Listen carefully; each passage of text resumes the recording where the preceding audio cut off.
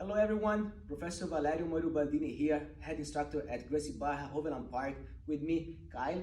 Today we're gonna work a very good way to open and pass the guard of our partner from standing up. So let's check it out.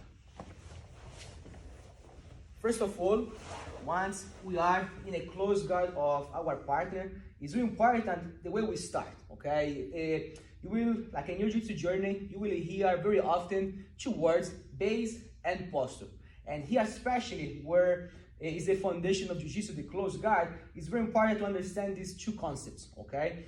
Now, once you are in this situation, we want to have a good base. Good base is, the very most important part, because if you guys are starting with your knees too much close each other, our hips are gonna be lifting the ground. It's gonna be very easy for the other person just, balancing out.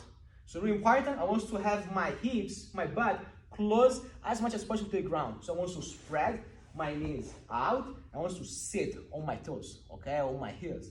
Now, at the beginning, my feet can just be relaxed. Then you will see that I'm gonna make a little switch. Now, posture, important. We never want to stay low. You might think that during the training here, you are controlling the body of the person. It might be true, but look his hands. The hands are really close to our body, especially on the collars. It would be easy for me to make grips and work his submissions.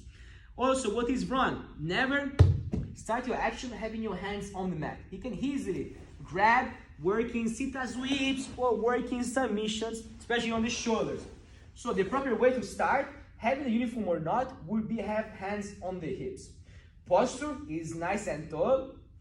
I have a good base and I have the control. You want to start from the hips because will be from there that your partner will start his way to attack, his escapes to work bridge or hip escape. If you control the hips, you start to control his movements. So having the uniform or not, have your hands on the hips, elbows nice and close.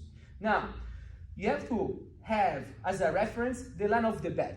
The more your hands are gonna move above the line of the bed, the more your arms are gonna be exposed. So you never want to have your arms with no controls above the line of the bed. You want always to make sure to have controls and hands to start below the line of the bed.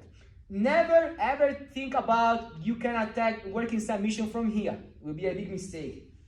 Stop to think about, I have a strong arms, I can carve. Yes, but look, my arms are exposed. It will be very easy for him, number one, to push your weight back with his hips and legs and attack arm bars. So never do that, okay? Never try crease submissions like I have a strong grip, I will try to push down with my weight. My arm is exposed, will be an arm bar or a taking the back for the other person.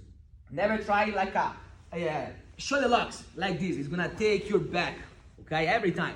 So from here, from the close guard top, we have one goal, get out of his guard. So let's see, before to make any type of grips, how we can change the position of our feet. So right now we are in control, and before to start your action, you always want to change your toes from just being relaxed to toes up. Now, this is a very good way to start your action if you want to start to open his guard. Because you start the action to attack, he will start his action to defend. If you guys are here and wants to start to moving and maybe follow his movements, you are not going to be so reactive, and you will be having your toes up. So have your toes up will make you more reactive and more faster to move. Now from here, let's use the uniform.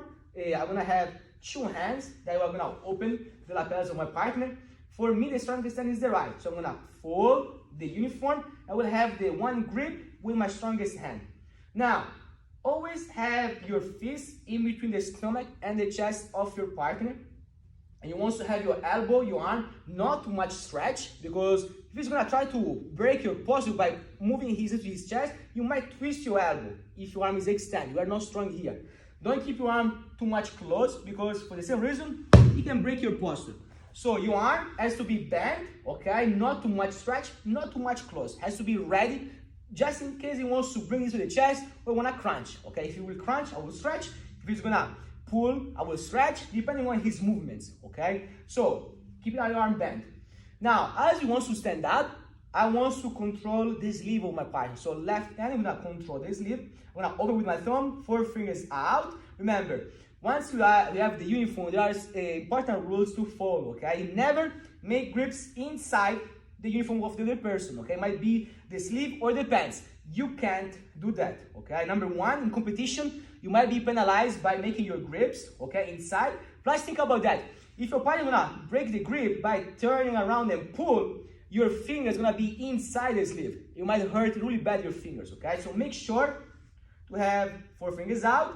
And I want to have his arm pull and hide my elbow. So from here, I'm gonna hide my elbow and pull his arm. So here, once your palm is facing up, you are not gonna use a lot of strength, okay? You just have your hand, you can relax, and just keep your fingers close. If you guys are here, yeah, there are like a bunch of resistance by him by pulling back. You're gonna pull him back, and you're gonna use a lot of energy, not only in your hand, but on your forearm as well. So once you guys are here, pull, and now you can push your forearm and your elbow already on the point where his legs are gonna become tired or in front on the side of the knee. So now let's stand up. Once you guys are here, I want to stand side where you control the arm. Why? Because if you stand with your right knee exact off the ground, his arm is free. He can start working the way for stopping my action, okay? By moving his arm underneath my leg. So very important, we are here. When I move my weight forward, I'll move my knee off the ground. Now I can easily stand up and move my hips forward. So look up, I will move foot in line with the other leg. I will also move my knees behind his butt and I'll posture up. Now, I want to open his guard by step back with my right foot. So opposite side of the hand you control. Because again, his second hand is ready to might grab and attack his open guard attacks. So right hand goes on the knee, step back, and I'm gonna push down.